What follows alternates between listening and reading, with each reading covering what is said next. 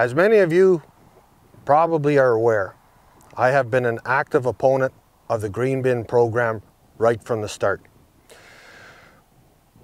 As a farmer, I cannot put the compost from the green bin program on my land because I don't know what's in it. They put perfume in cat litter. The compost program is part of the garbage stream from the city. And if I put contaminants on my land, I could contaminate the land, I could contaminate the water system, contaminate or hurt the cattle and the crops. Many farmers have the same opinion as me. The program in Guelph was cancelled. It's been reported that the compost from Toronto was taken to the Michigan landfill. It's been reported that the compost facility in London was caught hiding the compost in a quarry. One thing about the compost program that people have to realize is that it's not the weight of the garbage that takes the space in a landfill, it's the volume. This particular contract that has been signed by this council has guaranteed that the City of Ottawa taxpayer will deliver 80,000 tons per year of potato peels and apple cores and this type of thing. If they don't deliver, they still have to pay. The tipping fees are up close to $100 a ton, and the contract specifically says that the tipping fees over the next 20 years will be directly linked to the cost of living. What could happen if the price of fuel goes to $2 a litre? What could happen if the price of hydro doubles or triples in 10 years? The cost of living is directly linked to the cost of energy. There is no cap in the contract. This particular program over 20 years could very easily cost us $360 million plus the costs of maintenance plus the costs of trucking. You can buy a landfill for half that price. One thing about the program that a lot of folks do not understand is that when you put potato peels, apple cores into this green bin box, you have to understand that as the potatoes are going in, there's 70% moisture. The moisture doesn't take up any space at the landfill site. It's just water. It evaporates and it gets pressed out. It's the dry matter. So we're talking 30% of 80,000 tons, which is 24,000 tons, that's of actual dry matter that's being saved through this program. A typical dump truck will hold 20 tons of fill. If you divide 20 tons into 24,000, you're talking 1,200 loads of actual dry matters being saved through this program. To give you an idea of the amount of volume 1,200 truckloads would be, I built a house out in Ramseyville and I have 5,000 loads around my house, and all it did is bring the level of the lot up to the height of the road. To have a council write up a contract and commit the taxpayer to this type of expense is ridiculous. My personal feeling is that this council does not respect the comments and the concerns of the delegations that make presentations to the Environment Committee, the Rural Affairs Committee, and the Budget Committee. And as such, this is one of the reasons that I am running for council.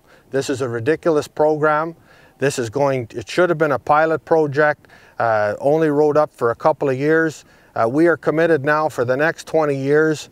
And we have no idea how much it's going to cost us in tipping fees, and I'm running for council to ensure that there is no other programs like this that are initiated.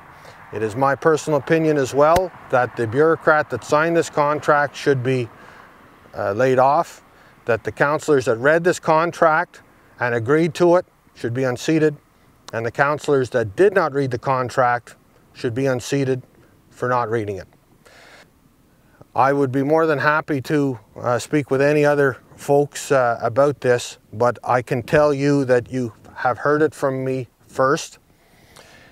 There has been an environmental tribunal in the spring with regards to this program, and as I'm sure many of you understand, that particular site where the building is, the Gloucester zoning prohibited any activity on the site that used water and had a byproduct that required municipal waste treatment, both of which is an activity that is going on at that site right now. As many of us that have been in the community are aware, back in the 70s, there was a foundry that contaminated all the wells at that surrounding that site. That's the reason the Gloucester zoning conditions were put in place. The wells in the businesses around that site have all been capped and welded shut. They have to be served by city water services or the water trucked in. This current council took it upon themselves, despite our objections, to implement a new comprehensive City of Ottawa bylaw and left out all of the Gloucester zoning restrictions that had been put in place. We made presentations to the committee, Rural Affairs and Environment Committee, to ensure that they were put back in. However, they would not put the conditions back in, and subsequently resulted in an appeal to the OMB. When the province came in and ascertained the situation and obtained all the facts, they found that in fact there was very, very serious concerns of environmental damage at that site if this process was allowed to proceed through, and subsequently put very specific restrictions at that site, including they are not allowed to take diapers, dog feces or plastics at the site.